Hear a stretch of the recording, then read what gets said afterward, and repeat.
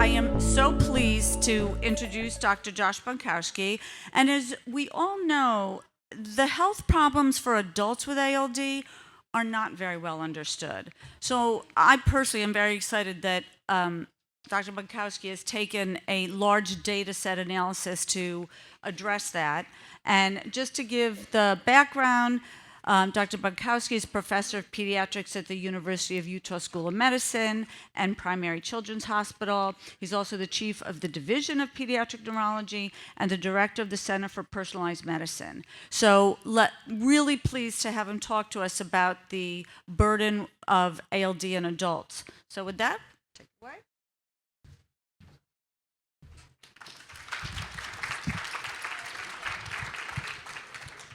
Thanks, Amber. Just to save time, I won't use any adverbs. No, I'm kidding. So I'll talk about a couple of different projects today. So the first is looking at some large data analyses on the burden of disease and kind of the current status of care in men with adult men with AMN. And the second, I'll talk about some data we've been collecting, as well as kind of a project that we're looking to put together on neuroinflammation in cerebral ALD.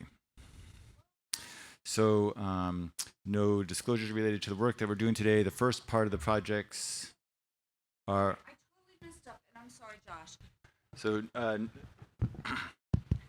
So no disclosures for the work I'm about to present. So first, I'll talk about looking at some of the burden of disease in men, adult men with AMN. So just to remind ourselves, so AMN is kind of in a way, a default phenotype, meaning that we always historically thought that if you're adult male, that you kind of progress into having this phenotype. It's caused, of course, by having a mutation in the ABCD1 gene, and it's associated with the accumulation of the very long chain of fatty acids, or VLCFAs. It's estimated, kind of based on prevalence data, that there's more than 10,000 men with AMN in the United States and Europe, so a large population that's affected. Men tend to be more severely affected and to present faster compared to women. So for a variety of reasons, we focused our analyses so far on looking at affected adult men. And then, as we know, there's not currently approved treatments. So what we really wanted to do was to understand what the burden of disease was affecting adult men, kind of look overall. We wanted to see what kind of problems there were, and then also look at mortality, because if you can't understand the problem, it's hard to think about what the solutions should be. And then, so that's kind of the part one of what I'll be talking about. And the second part is to look at the kind of current state of care, really focusing on recent recommendations to see if that's happening or not.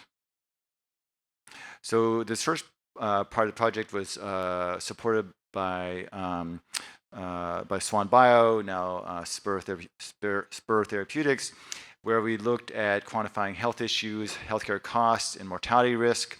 And we used as our data adult men who had not ever had cerebral ALD and with no evidence of ongoing cerebral ALD. To do this, we used two large national data sets. So we used insurance claims data sets because this is a way to kind of capture data across the entire United States. And that's for looking at kind of the healthcare claims. And the second part was to look at mortality. We used something called the Medicare Limited Data Set, or LDS, for this analysis. And as a comparison, you have to have a control group, and you used men without ALD as our control set. And then a lot of this work was done with a group called Precision HEOR, who did a lot of the analyses to help us out with this. Again, just to remind ourselves, this was funded by Swan Bio, and it's now been published after a long trial through the review process in the Orphanet Journal. So the total cohort, from the insurance claims databases is massive, so about 200 million patients. And then it kind of gets whittled down. And so at the end, we had 800 patients with no evidence of cerebral ALD, adult patients. So this included about 500 female patients and 300 male patients. And so we focused on the 300 male patients. And so this just shows the demographics and then the control group. And so the overall average age in both control groups is about 35 years, kind of spread across the United States. And so this is the kind of the first result slide. So this is what we call comorbidities or other health problems. So some of the health problems we unfortunately expect. So for example, having neuropathy, and so that's kind of shown in the first couple of lines here, or having what's coded as hemiplegia or paraplegia. And so, of course, we expect the men with AMN, unfortunately, to be affected, and we saw that in the data set, and we don't see it really in the control groups. What was surprising, though, are these next kind of 5 or 6 lines, and these are all these bolded lines are all statistically significant, meaning that adult men with AMN were much more affected by these conditions, including pulmonary disease, liver disease, peripheral vascular disease, cerebral vascular disease, so like stroke or heart attacks, cancer, renal disease, and congestive heart failure. So these are all conditions that we don't associate with AMN, but men with AMN were being affected disproportionately more often. Then there are various conditions that men with AMN were not more affected by, so things like diabetes, dementia, rheumatic disease. So these were the same. So we also saw things that weren't more common. So it kind of gives us more certainty in our data set and data analysis. We also then looked at how often men with AMN were hospitalized. We saw that men with AMN were hospitalized more often. They tended to have, compared to control men without AMN, their length of stay in the hospital was longer. More often were hospitalized in the ICU, the intensive care unit. As expected, we also saw that there's more healthcare usage in the out-of-hospital setting. And then medication use was also more common. So this included, of course, for example, adrenal insufficiency. What was categorized as anticonvulsants was gabapentin for neuropathy, and then also antispasticity agents. So if we look at the overall healthcare costs per year, the average healthcare cost for rate of being hospitalized, so about twice as common, much more common. You can see here on the kind of right bar graphs, the dark green are the men with AMN compared to men without AMN, so many-fold higher risk of being hospitalized and longer length of stay. So that's all kind of looking at the burden, and then we also look separately at mortality, risk of mortality by having AMN. And we had to use a different data set for that because the way that mortality data is captured is different in these different data sets. So we use something called the limited data set. So the Medicare limited data set has both men with AMN and men without AMN in it. The Medicare limited data set tends to be people who are sicker than the general population.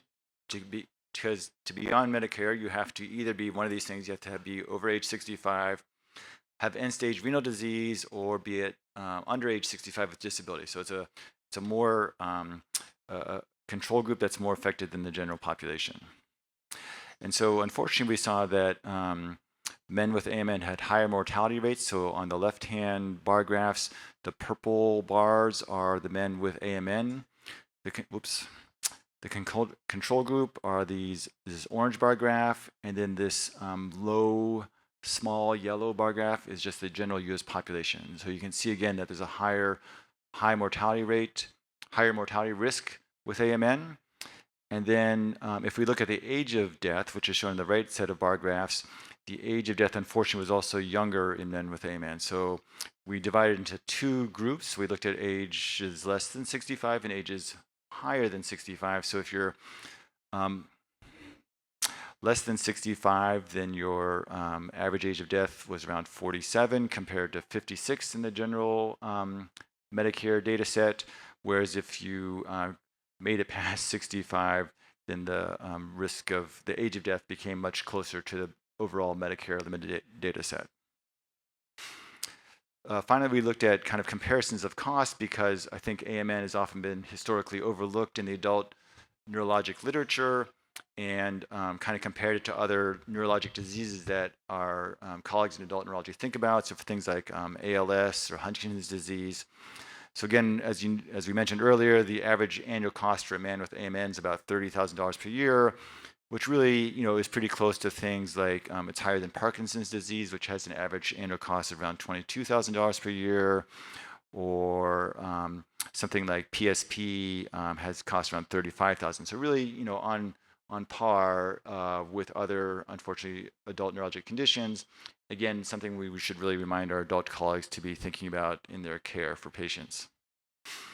So just to kind of summarize this first part, I think that there's a lot more burden of disease than we think about, not just with the neurologic issues with AMN, but also with other health conditions. And it's not clear if these are just kind of secondary bystander effects from having a chronic health problem, or if they have something to do with the underlying pathophysiology that we don't understand.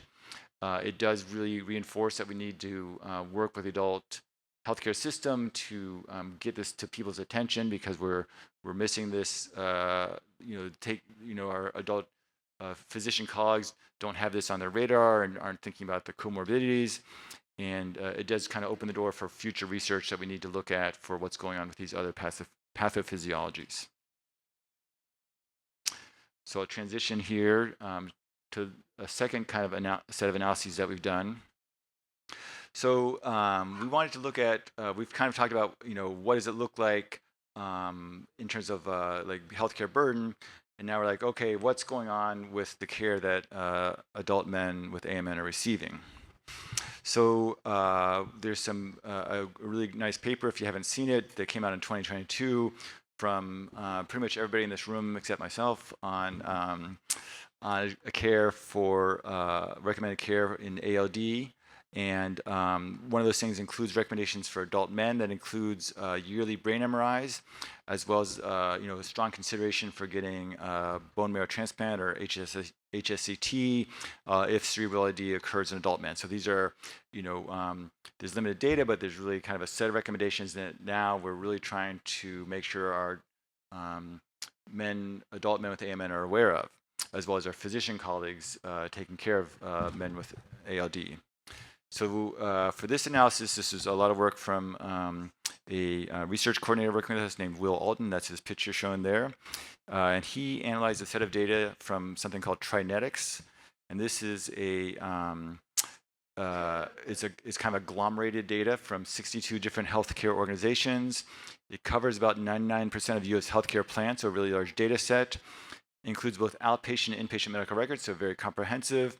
And it's kind of both, private practices, academic centers, so a great kind of a snapshot of healthcare usage across U.S. And so to do this, we used a variety of codes, just kind of shown here, to try and extract the data, because all this data is de-identified, and the only way you can kind of see things is by looking at different codes to try and see this data. And so this is kind of a snapshot of what we looked at. We had about 1,800 men this time period, 1,800 adults with ALD that we identified region, and then also over this time period saw a mortality rate of about 15%. A different way to look at this data is shown here, starting with 1,800 adults with ALD, 1,800 patients with ALD, and then 600 who are more than 18 years of age and are male. So the first really kind of key data set, data result is this number of 4. And so this number 4 are patients who are men older than 18 and have gotten a bone marrow transplant or HSCT. So basically, only 4 patients across the United States in this time period got a bone marrow transplant.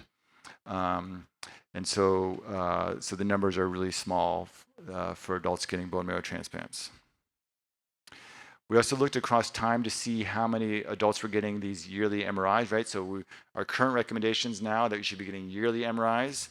And so this is a hard way to look at the data. An easier way is this really kind of heat map of MRIs by year. And so time goes from left to right from 2007 to 2024. And so the very pale colors are if someone got no MRIs.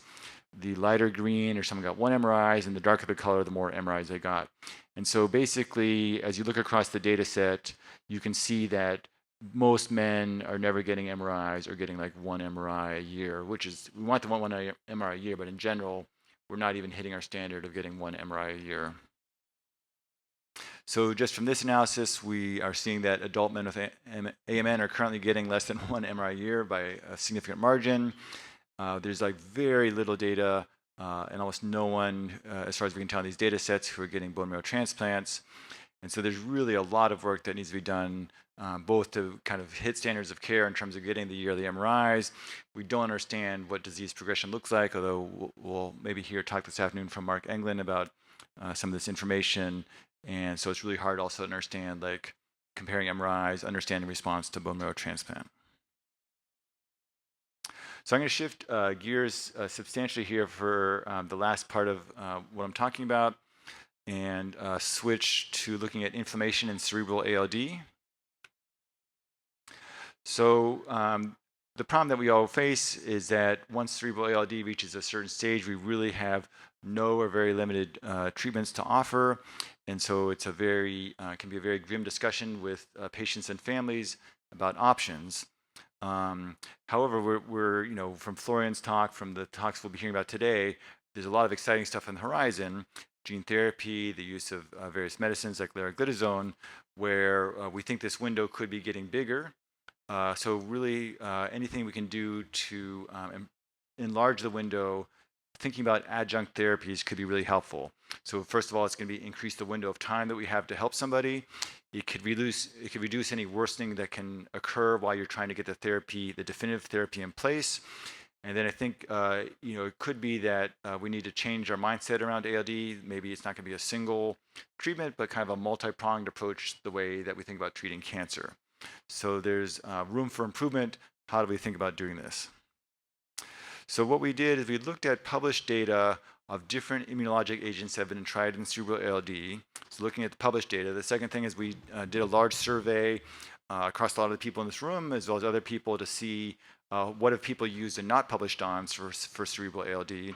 And just as a note, we, if I haven't reached out to you or you have other things you want to let us know about, we'd love to put that in this paper.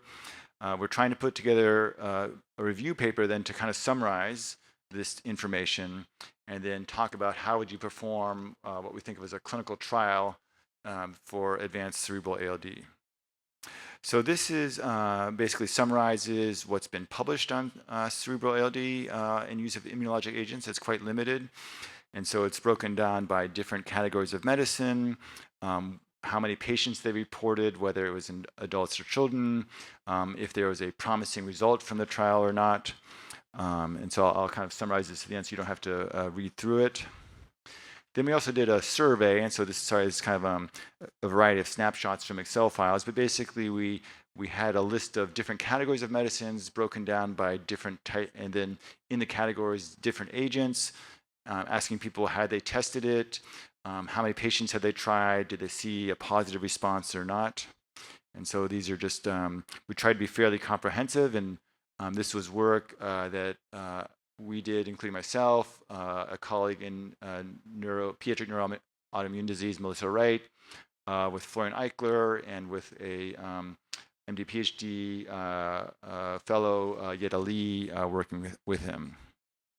So again, trying to be very comprehensive at the data that we looked at. And so, we also now have the survey results.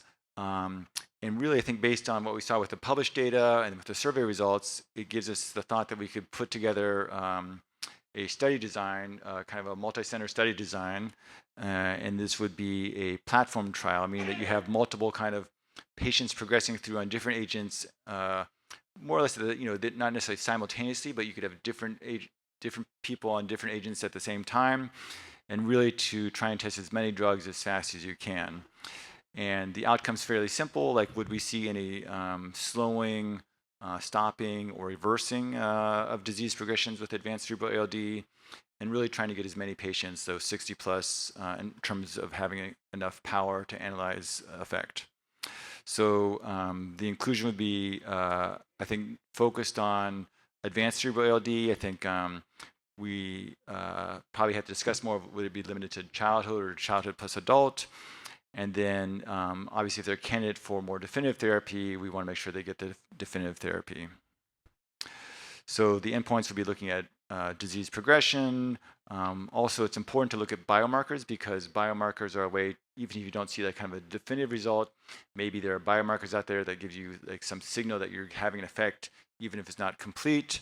And there are some good biomarkers now published. I think that's another thing from looking at from what's been published so far, is that there's more biomarkers there than I think we realize. And then there's various secondary endpoints that are important. For example, like if you do these immunologic agents, they're non-trivial agents. They have various potential complications. So we want to make sure we're not making someone's life worse by putting them on an immune system, something that decreases their immune response and gives them like an infection or something. So I think just to conclude now, overall, and for this platform trial, I think a platform trial is feasible. I think there's a need for it. I think too often we're having conversations with families where it's just a terrible discussion, and no one's happy about having these terrible discussions. There are already agents out there where there's preliminary data that's promising, that's published and or from the survey. I think those medicines are ready to use today. And then there's agents out there that are newer or that match known pathophysiology, and I think those would be good candidates to include in the platform trial as well. So thanks for your attention, and we'll look forward to kind of talking in the breaks and stuff so we can stay on schedule-ish.